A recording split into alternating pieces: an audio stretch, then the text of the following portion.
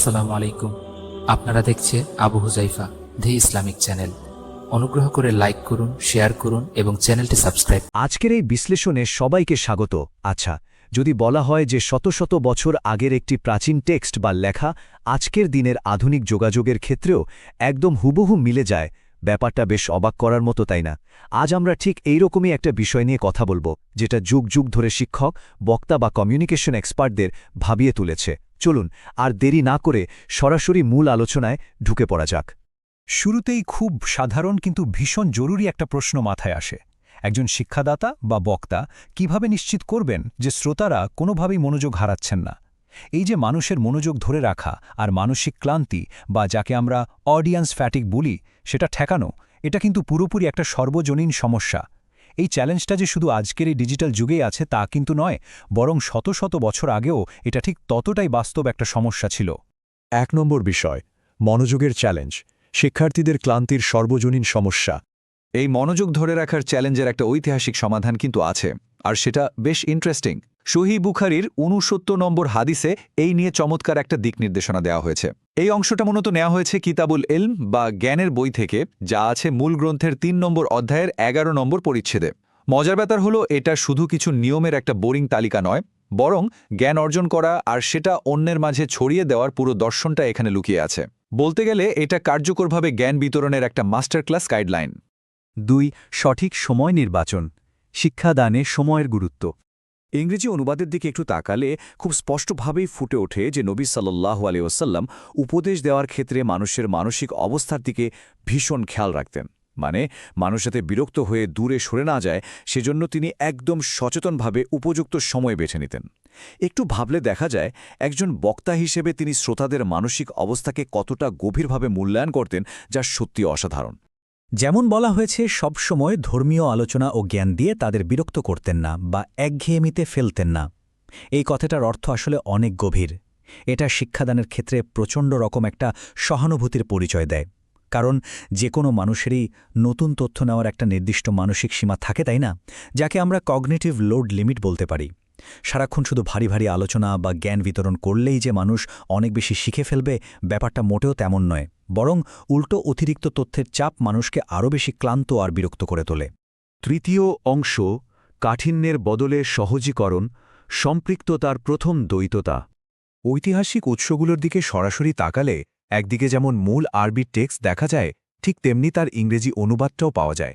আনাস ইবনু মালিক থেকে বর্ণিত এই মূল হাদিসটিতে কিছু ভীষণ শক্তিশালী বিপরীতমুখী ধারণা বা বৈপরীত্য ব্যবহার করা হয়েছে, আর এই বৈপরীত্যগুলোই মানুষের মনোযোগ ধরে রাখার ক্ষেত্রে দারুণ ম্যাজিকের মতো কাজ করে। এই অনুবাদগুলোর মধ্য দিয়ে গেলে মূল বার্তার গভীরতা খুব সহজেই বোঝা যায়, যা আমাদের সরাসরি ৭ম শতাব্দীর সেই ঐতিহাসিক প্রেক্ষাপটের সাথে জুড়ে দেয়। এখানে খুব শক্তিশালী একটা দ্বৈততা বা কন্ট্রাস্ট তুলে ধরা হয়েছে। একদিকে বলা হচ্ছে সহজ পন্থা অবলম্বন করো, আর ঠিক তার উল্টো দিকেই বলা হচ্ছে কঠিন পন্থা অবলম্বন করো না। এর পেছনের মূল বিষয়টা হলো শিক্ষার্থীদের ওপর অতিরিক্ত বোঝা না চাপিয়ে তাদের শেখার প্রক্রিয়াটাকে সক্রিয়ভাবে সহজ করে তুলতে হবে। মানে শেখার পথটা যেন মসৃণ হয়, সেটাই হলো এখানে সবচেয়ে বড় কথা। চতুর্থ অংশ, ইতিবাচকতার শক্তি, সম্পৃক্ততার দ্বিতীয় দ্বৈততা।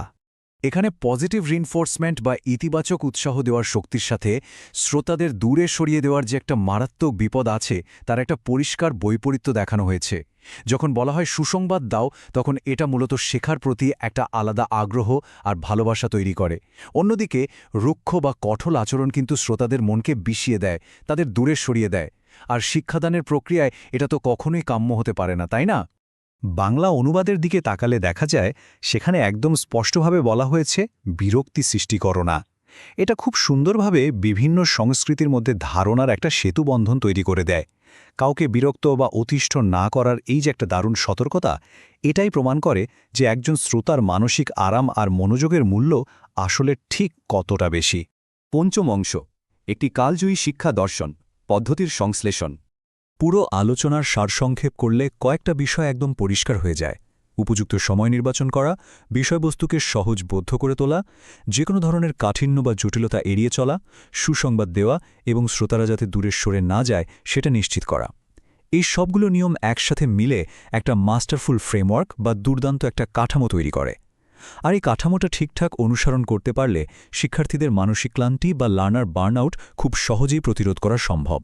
মানুষের জন্য বিষয়গুলোকে সহজ করো এবং তাদের সুসংবাদ দাও। এই কথাটার দার্শনিক তাৎপর্য কিন্তু আসলে অনেক অনেক গভীর, কারণ যোগাযোগের মূল উদ্দেশ্য তো কখনোই কাউকে তথ্যের ভারে জর্জরিত করে ফেলা নয়, বরং তাকে অনুপ্রাণিত করা, তার উন্নতি সাধন করা। এই প্রাচীন প্রজ্ঞাটি আমাদের বারবার এটাই মনে করিয়ে দেয় যে সত্যিকারের শিক্ষা সবসময় আনন্দদায়ক আর সহজবোধ্য হওয়া উচিত।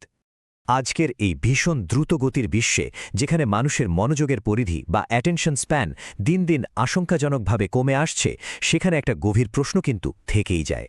আমাদের এই আধুনিক শিক্ষা প্রতিষ্ঠান বা কর্মক্ষেত্রগুলো সপ্তম শতাব্দীর এই যুগান্তকারী পদ্ধতি থেকে ঠিক কিভাবে উপকৃত হতে পারে? একটু ভাবলে দেখা যায় এই প্রাচীন প্রজ্ঞার আলোকেই হয়তো লুকিয়ে আছে আমাদের বর্তমান যোগাযোগের অনেক বড় বড় সমস্যার সমাধান। আর ঠিক এই ভাবনার জায়গাটাতেই আজকের মতো এই বিশ্লেষণটি শেষ করছি। সবাই ভালো থাকবে।